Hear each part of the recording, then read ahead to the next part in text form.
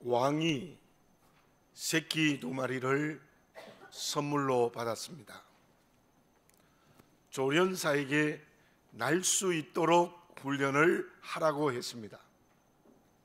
그런데 한 마리는 바로 잘 날게 되었는데 한 마리는 전혀 날지 않고 나뭇가지에만 앉아 있었습니다. 수의사를 불러도 소용이 없었습니다. 전국에 방을 붙였어요.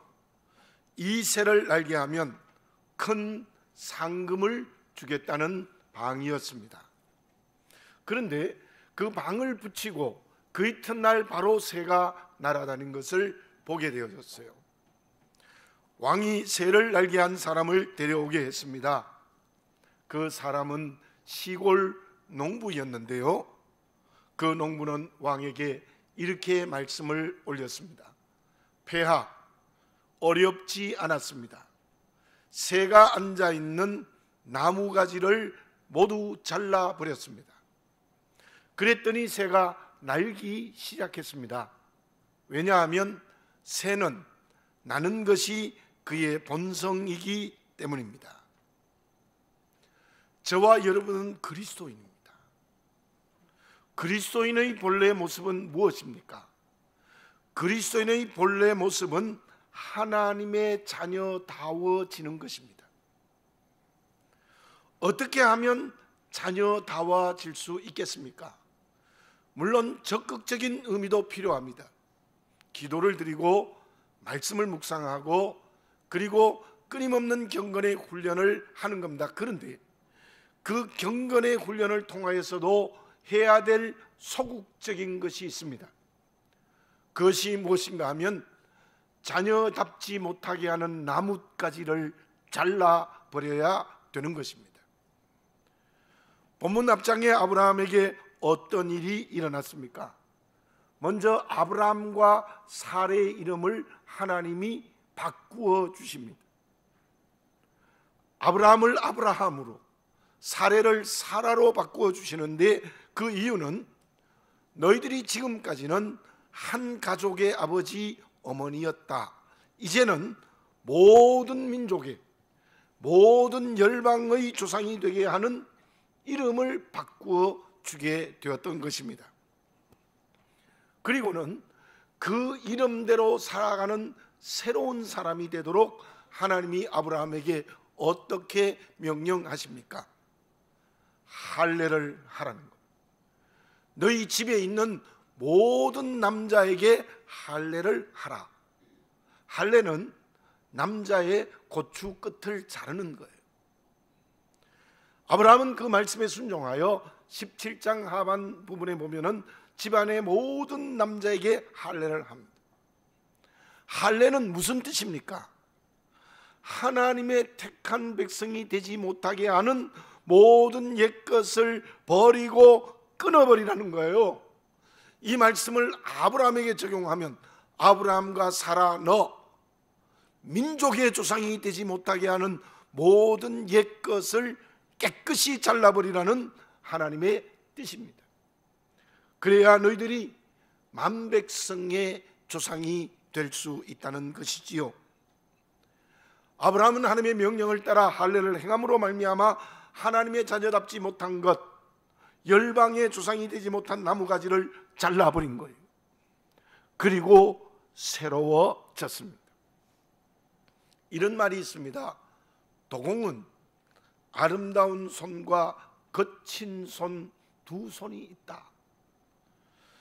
거친 손으로는 흙을 뭉개고 돌리며 불필요한 부분을 잘라내는 것이 도공의 거친 손의 역할입니다. 아름다운 손은 쓰다듬고 채색을 하는 도공의 손길이라고 합니다. 하나님이 우리를 새롭게 하시는 은혜가 그러한 도공의 손길과 같습니다. 아름다운 손으로 우리를 쓰다듬고 채색하십니다. 위로하십니다. 축복하십니다. 좋은 것 주십니다. 그리고 마음을 달래어 주십니다. 그리고 내 손을 붙들어 주십니다. 그러나 그것과 함께 하나님은 도공이 되셔서 거친 손이 되셔서 잘라버릴 것을 잘라버리게 하시는 하나님의 손이 있습니다. 할례를 행하라. 우리는 하나님의 거친 손의 은총 앞에 서야 합니다. 할례를 해야 합니다. 하나님의 자녀답지 못하게 하는 것, 사명을 감당하지 못하게 하는 모든 불신앙의 요소를 자르고 끊고 제거해야 됩니다. 지금 나는 날아야 하는데 날지 못하게 하는 나뭇가지는 무엇입니까? 그 나뭇가지를 버리고 잘라고 끊어져야 됩니다. 그래서 아브라함처럼 새로워져야 하는 것입니다. 주님의 음성을 다시 들읍시다. 고린도후서 5장 17절에 이런 말씀이 있습니다. 누구든지 그리스도 안에 있으면 새로운 피조물이라, 이전 것은 지나갔으니 보라 새 것이 되었도다. 이전 것, 그리스도 밖에 있었던 것 성령으로 온전히 버리는 새로운 선택의 결단을 해야 될 줄로 믿습니다. 그래서 우리는 그리스도 안에서 새로운 피조물이 되어야 됩니다. 그때 우리는 날마다 하나님의 자녀다워지고 거기에서 하나님의 일을 감당하는 사명의 그릇이 될 수 있을 줄로 믿습니다. 그러면 하나님의 자녀로 새로워지는 것은 구체적으로 무엇입니까? 리앙 지웬이 쓴 너는 꿈을 어떻게 이룰래? 라는 책에 이러한 이야기가 있습니다. 어떤 지혜로운 부자가 아들에게 가난한 시골집에서 한동안 살게 했습니다. 그것은 그 아들이 가난이 무엇인지를 알게 하기 위함이었습니다. 그곳에서 한동안 살던 아들이 돌아와 아버지에게 이런 말을 했다고 합니다. 아버지, 우리 집에는 개가 한 마리 있는데 그 집에는 개가 4마리 있었어요. 우리 집에는 전등이 몇 개 셀 수 있는데 그 집에는 수많은 별빛이 있었어요. 우리 집에는 정원이 있는데 그 집에는 넓은 들판이 있었습니다. 우리 집에는 가정부가 있는데 그 집에는 서로 도와주고 있었어요. 우리 집에는 돈을 주고 먹을 것을 사는데 그 집에는 들에 가면 먹을 것이 풍성했어요. 우리 집에는 높은 담장이 있는데 그 집에는 담장은 없고 이웃끼리 서로 보호해주고 있었어요. 아버지, 우리 집이 부자가 아니라 그 집이 진짜 부자였어요. 아버지, 우리 집도 그들 집처럼 되었으면 좋겠어요. 그러기 위하여 우리 집이 가난해졌으면 좋겠습니다. 가난해지기 위해서 열심히 나누어 주었으면 좋겠습니다. 아버지는 그 아들의 말을 듣고 흐뭇한 마음을 가졌다고 하는 이야기입니다. 그리스도인의 변화가 무엇이어야 되겠습니까? 그것은 내가 만나는 이웃과의 관계가 변화되어져야 돼요. 교회 안에서는 성도의 관계가 새로워져야 하고 세상에서는 가족들과 동네 사람들, 직장과 사업에서 만나는 모든 사람들과의 관계가 새로워져야 되는 겁니다. 아브라함의 새로워지는 변화가 무엇입니까? 먼저 오늘 본문에서 우리가 먼저 알아야 될 선이해가 있습니다. 어떤 사람들, 심지어 어떤 성경학자들은 아브라함이 처음부터 나그네가 하나님의 사자라는 것을 알았다는 것입니다. 그렇게 말하면 말씀에 문제가 생깁니다. 히브리서 13장 2절에 보면 손님 대접하기를 잊지 말라, 이로써 부지중의 천사들을 대접한 이들이 있었느니라. 분명히 이 말씀은 아브라함을 가리키는 거예요. 그렇다면 아브라함은 단순한 나그네를 만난 것입니다. 그러한 맥락에서 본문을 이해해 봅시다. 아브라함이 새로워진 가장 먼저의 모습은 아무것도 소유하지 않은 나그네를 극진히 대접한 것입니다. 그 대접의 모습이 어떠했습니까? 아브라함은 유랑하는 민족이었지만은 족장입니다. 족장으로서의 권위를 가지고 있는 사람입니다.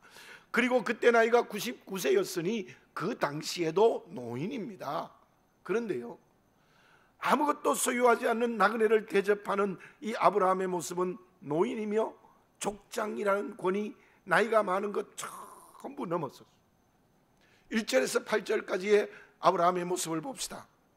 장막문의 정오에 앉았다가 나그네 세 사람이 멀리서 오고 있었어요. 이 99세 된 노인이요, 달려나갔다고 했습니다. 달려나가서 영접했어요. 그리고 몸을 땅에 굽혔습니다. 족장의 권위는 간 곳이 없어요.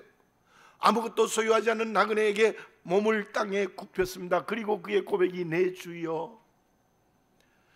주라는 말은 주인이라는 뜻과 함께 상대방을 높일 때 쓰는 말입니다. 그리고 물을 준비하겠습니다. 발을 씻으십시오. 떡을 준비하겠습니다. 이 떡을 잡수시고 상쾌한 마음으로 지나가십시오. 그리고는 급히 장막으로 가서 급히 갔어요. 사라에게 고운 가루로 최고의 떡을 만들게 하고 하인에게 기름지고 살찐 좋은 송아지를 잡아서 최선의 요리를 만들었습니다. 그리고 우유와 함께 그들을 정성껏 대접합니다.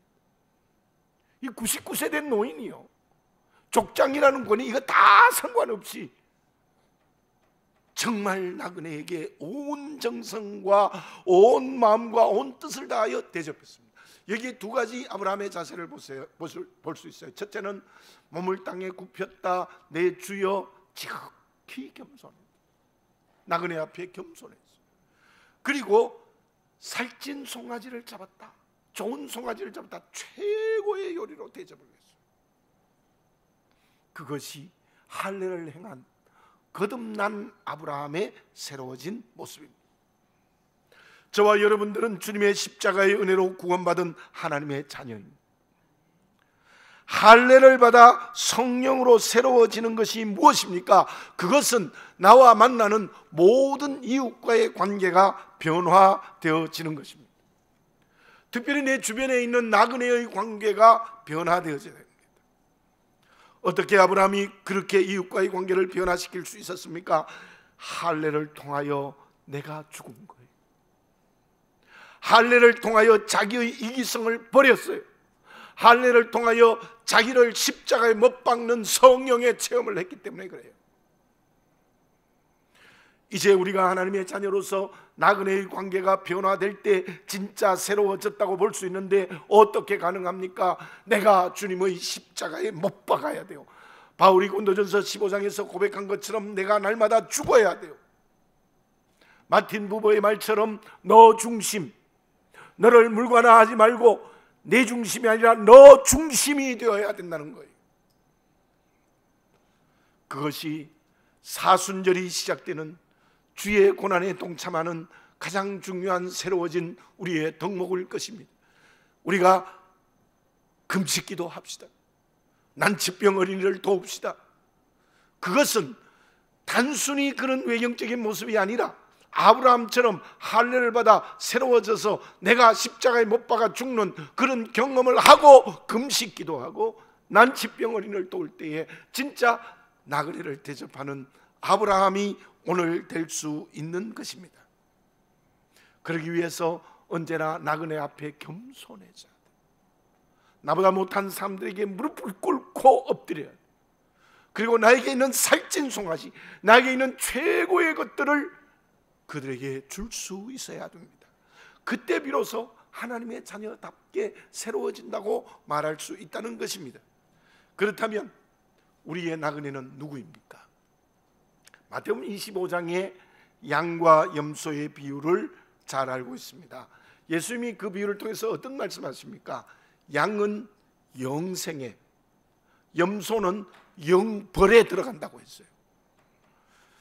양은 누구라고 했죠? 줄인 사람, 나그네, 목마른 사람, 헐벗은 사람, 병든 사람, 감옥에 갇힌 사람을 말해요. 그들에게 너희가 입을 걸 주고 먹을 걸 주고 찾아보고 물을 마시게 해라 라고 주님이 말씀하셨어요.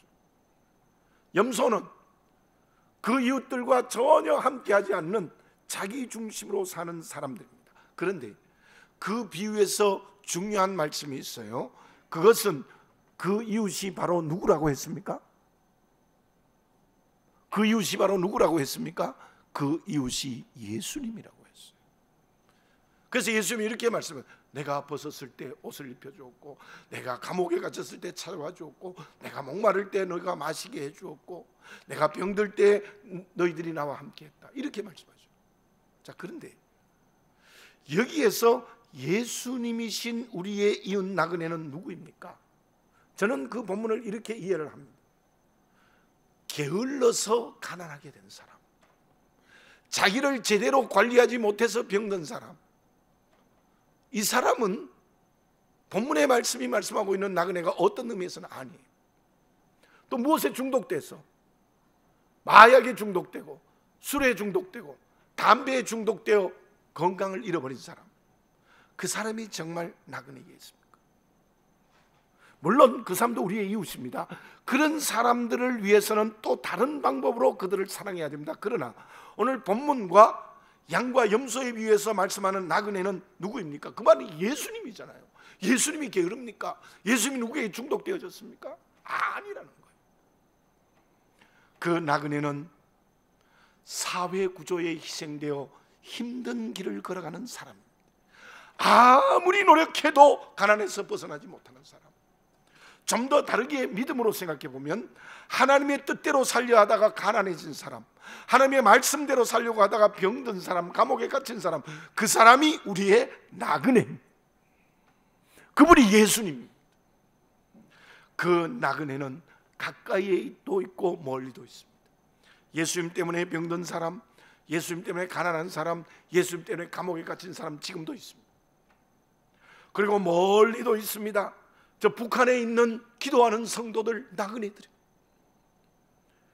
난민들, 우리가 함께하고 있는 베트남의 산족들, 아프리카에 고통받는 사람들, 이 멀리 있는 우리의 나그네들.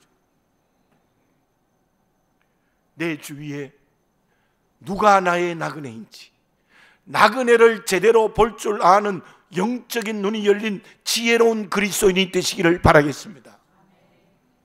저는 저희 교회에 사지가 멀쩡한 사람이 얻으러 오는 것 좀 다른 방법으로 했으면 좋겠다는 생각이 간절해요. 사지가 멀쩡해요. 이게 얻어먹는 게 습관이 되었어요. 그들을 어떻게 해야 될까?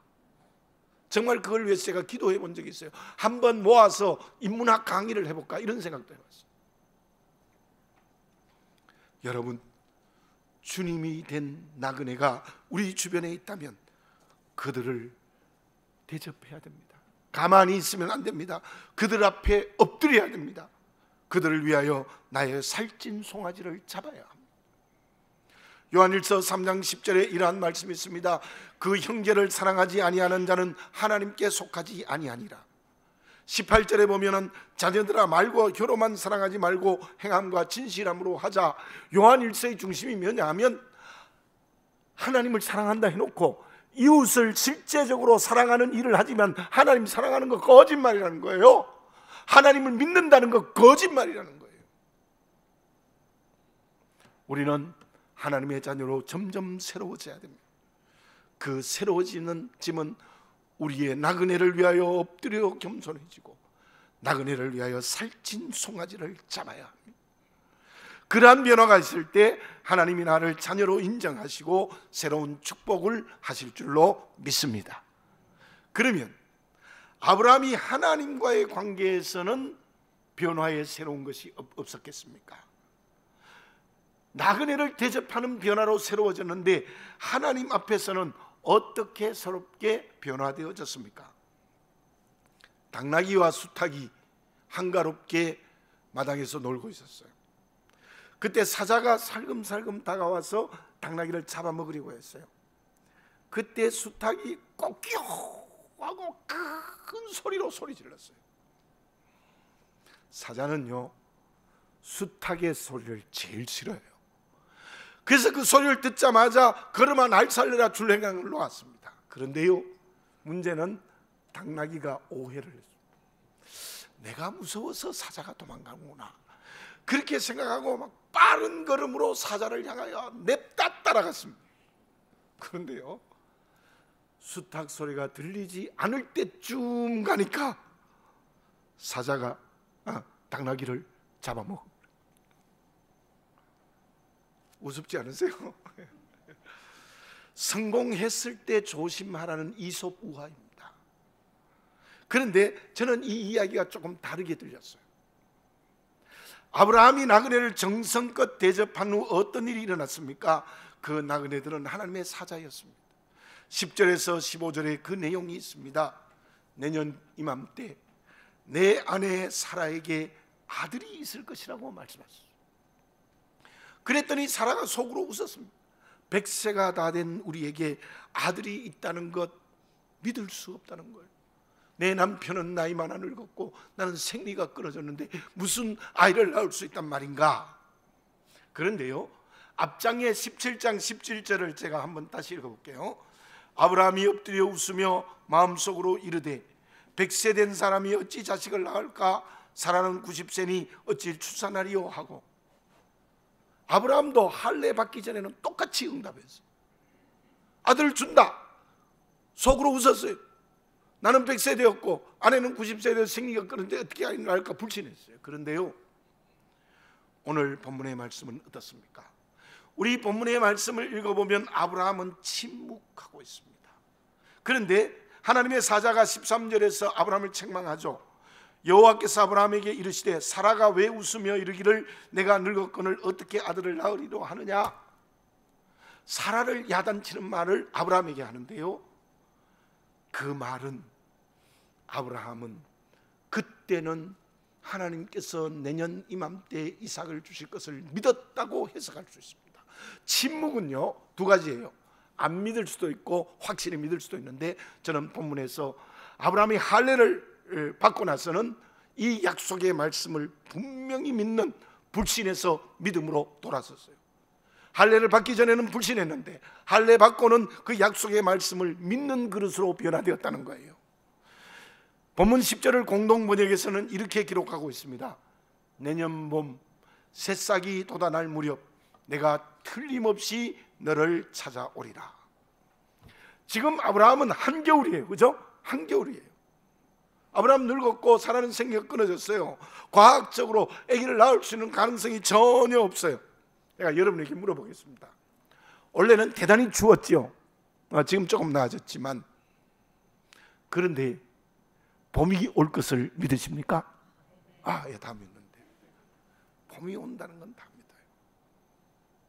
그런데 하나님께서 아브라함에게 내년 봄 새싹이 돋을 때에 사라가 아들을 낳을 것이라, 이렇게 새봄에 약속을 해주죠. 물어봅니다. 봄이 오는 것이 더 확실합니까? 오늘 하나님이 아브라함에게 약속한 말씀이 더 확실합니까?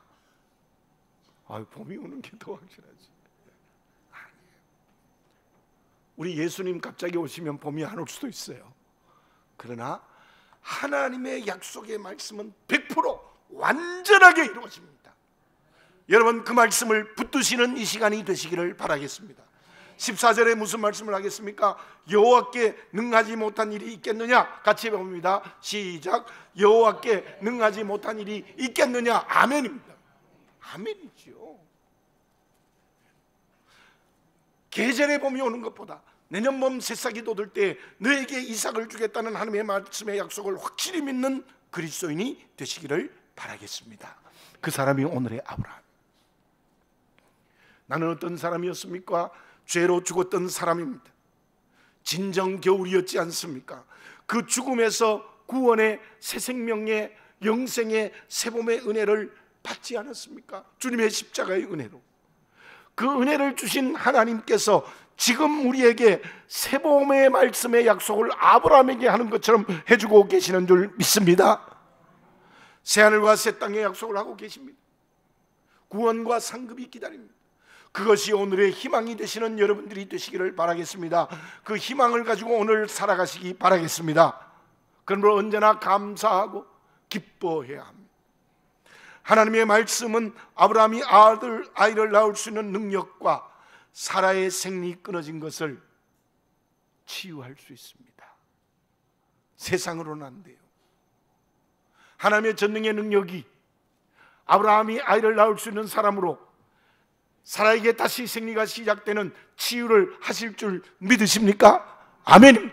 지금 우리의 한겨울에 도저히 내년 봄에 이삭을 낳을 수 없는 환경이 있다 할지라도 그 환경과 관계를 다 치유하시는 성령의 역사가 우리에게 주어질 줄 믿습니다.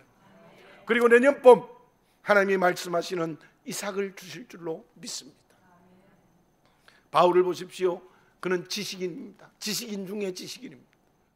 그런데 그 지식으로 어떤 사람이 되어졌습니까? 천국의 구원과 상급을 바라보고 오늘 열심히 복음 증거했습니다. 로마도 보아야 하리라는 내일의 하나님의 약속의 말씀을 붙들고 열심히 주의 이름 증거했습니다. 그런데 주님의 제자들 보십시오. 주님이 십자가에 죽기 전에 주님께서 끊임없이 내가 십자가에 죽고 3일 만에 부활할 것이다, 끊임없이 약속의 말씀을 하셨는데도 그들은 주님이 십자가에 돌아가실 때쯤은 다 도망가 버리고 말았습니다. 왜? 약속의 말씀을 붙들지 않았기 때문입니다. 내년 봄 아들을 주시겠다는 새봄의 약속을 우리에게 하나님이 하고 계시는 줄 믿습니다. 여러분들께 하고 있습니다. 여러분들 개인에게 하고 있습니다. 가정에 하고 계십니다. 직장과 사업에 하고 있습니다. 또한 우리 교회에게 하고 계시는 줄 믿습니다.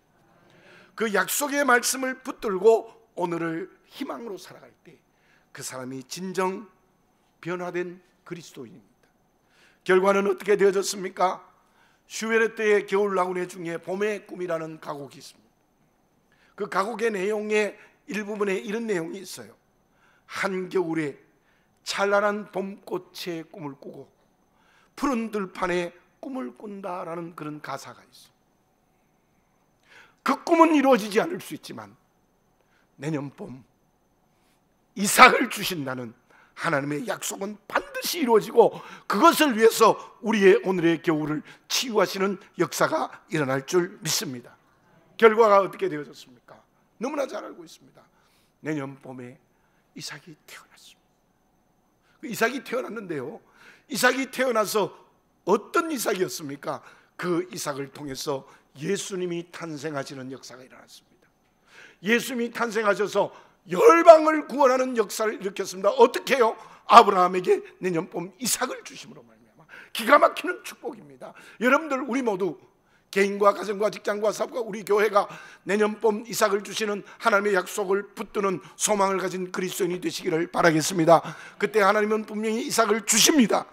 그 이삭을 통하여서 유대인만이 아니라 열방을 구원한 것처럼 나를 통하여 하나님의 나라를 이루고 세상을 구원하고 열방의 복음을 증가하는 놀라운 역사가 일어날 수 있을 줄 믿습니다. 가족을 구원할 줄 믿습니다. 통일의 역사를 허락할 줄 믿습니다. 평양의 교회가 세워질 줄 믿습니다. 베트남을 복음화하는 성령의 역사가 일어날 줄 믿습니다. 나는 하나님 앞에 새로워지고 있습니다. 새로워지고 있습니다. 말씀의 약속을 붙들고 계십니까? 그렇다면 모든 사람들과의 관계가 말씀대로 변화되어지시기 바라겠습니다. 하나님의 약속의 말씀이 오늘의 희망이 되시기를 바라겠습니다. 그래서 내년 봄에 이삭을 내 품에 안는 하나님의 축복의 그릇이 되어지시기 바랍니다. 기도드리겠습니다. 사랑하는 아버지 하나님, 다시 한번 나를 정직하게 보게 해 주시옵소서. 할례를 통하여서 내가 새로워지게 하소서. 말씀과 기도와 성령의 능력으로 내가 날마다 변화되는 그리스도인 되게 해 주시옵소서. 그 변화로 이웃과의 관계, 나그네를 위하여 정말 엎드려 굽혀 경배하여 주여라고 부르는 겸손함과 그들을 위하여 살찐 송아지를 잡게 하옵소서. 내년 봄 이삭을 주겠다는 그 약속의 말씀을 붙들고 오늘 희망으로 살아가게 해 주시옵소서. 그리고 오늘의 겨울에 모든 병마와 어두운 것들을 치유해 주시는 하나님의 은혜를 성령으로 체험케 해 주시옵소서. 그의 내년 봄 이삭을 가슴에 안고 그 이삭을 통해서 하나님의 나라를 확장시키는 큰 은혜 체험케 하여 주시옵소서. 아버지, 우리의 예수 믿는 자가 이렇게 매력적인 인생의 길을 걸어가는 것, 그것은 내년 봄 이삭을 품에 안는 일인 줄 믿습니다. 그 길을 묵묵히 순종하며 걸어가게 하여 주시옵소서. 예수님의 이름으로 기도드립니다. 아멘.